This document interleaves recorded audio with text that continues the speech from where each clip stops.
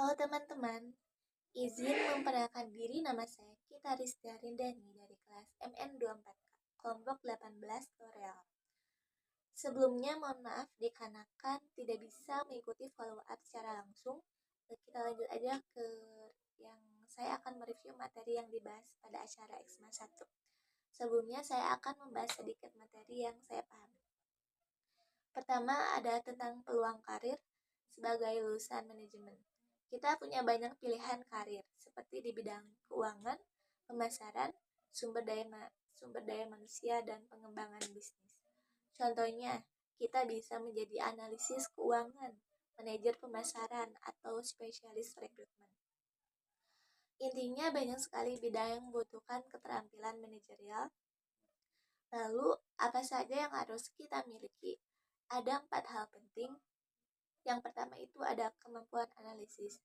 Ini membantu kita dalam mengambil keputusan berbasis data. Dan yang kedua, ada kemampuan komunikasi. Penting untuk menyampaikan ide secara jelas.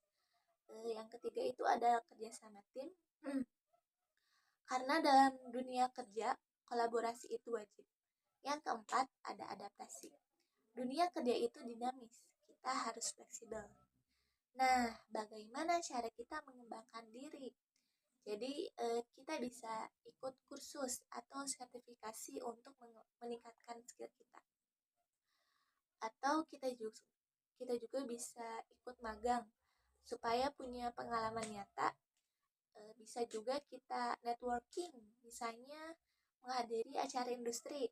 Kesimpulannya, lulusan manajemen punya peluang besar, tapi kuncinya ada di bagaimana kita mempersiapkan diri dan memanfaatkan peluang tersebut. Lanjut ke pembahasan kedua, ada pengantar etika. Apa sih etika itu? Etika adalah aturan atau nilai yang membantu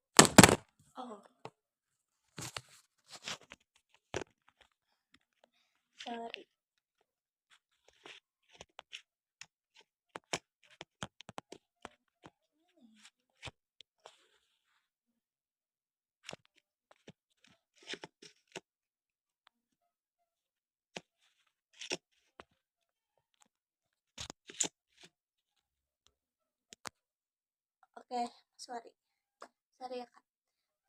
Jadi di sini apa sih etika itu? Etika itu adalah aturan yang membantu kita membedakan mana yang benar dan salah. Ini penting banget karena etika jadi dasar kita untuk bertindak baik di kampus maupun di dunia kerja. Jenis-jenis etika itu ada berapa, seperti etika deontologi, fokus pada aturan kewajiban, dan ada etika teologi, nilai dari tujuan dan hasilnya. Dan ada juga etika kebajikan, lebih menekankan pada karakter moral kita. Nah, dalam konteks kampus, ada yang namanya etika akademis. Misalnya kita harus menjunjung tinggi kejujuran akademik, seperti tidak melakukan plagiarisme, dan bersikap objektif dan bertanggung jawab atas karya yang kita buat. Nah, bagaimana dengan etika non-akademis atau di luar akademis? Etika non-akademis lebih perilaku kita sehari-hari, seperti datang tepat waktu, menghormati perbedaan, dan menjaga komunikasi yang baik. Di dunia kerja ini penting untuk membangun lingkungan yang positif dan profesional. Lalu kenapa etika itu penting? Etika membantu kita jadi pribadi yang lebih baik dan membangun kepercayaan dan menciptakan hubungan yang harmonis, baik di kampus maupun di tempat kerja. Kesimpulannya, etika itu adalah panduan hidup kita. Kalau kita punya integritas dan menjalankan prinsip-prinsip etika, itu akan membantu kita ke arah yang lebih baik, baik sebagai mahasiswa maupun profesional. Dan terakhir ada public speaking. Public speaking atau seni berbicara di depan umum adalah keterampilan yang sangat penting dalam berbagai aspek kehidupan, baik di dunia kerja, pendidikan, maupun dalam interaksi sosial. Kemampuan ini seringkali menjadi suatu penentu keberhasilan komunikasi. Salah satu hal penting dalam public speaking adalah memahami audiens.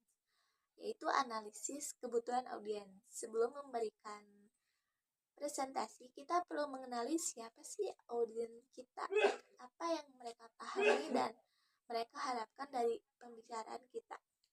Dengan memahami kebutuhan mereka, kita bisa menyusun materi yang sesuai, relevan, dan menarik perhatian. Intinya, dengan mempelajari audiens, kita dapat menyampaikan pesan yang tepat sasaran dan memberikan dampak lebih besar. Kita langsung ke review dari 3 materi ini. Di sini saya bakal lanjut ke materi yang peluang karir S1 manajemen. Di sini kelebihan dari review ini tuh udah bagus, sangat praktis, kayak informasinya jelas dan terfokus pada apa saja peluang yang tersedia untuk lulusan manajemen. Juga memberikan tips pengembang karir yang relevan seperti pentingnya magang, sertifikasi, dan networking. Juga cocok untuk mahasiswa yang sedang bingung mau kemana setelah lulus. Tapi di sini kekurangan itu kurang contoh konkret, misalnya kisah nyata dari alumni S1 manajemen yang sukses. Nah, itu biasanya lebih termotivasi, dan saran-sarannya kayak umum sih, kayak bisa lebih menarik kalau ada rekomendasi spesifik seperti platform, kursus, atau sertifikasi yang sesuai dengan bidang manajemen. Di sini bagus untuk gambaran awal juga, kayak ditambah ceritanya kayak yang waktu itu tuh kayak inspiratif dan menarik, membantu mahasiswa juga biar bisa bertindak.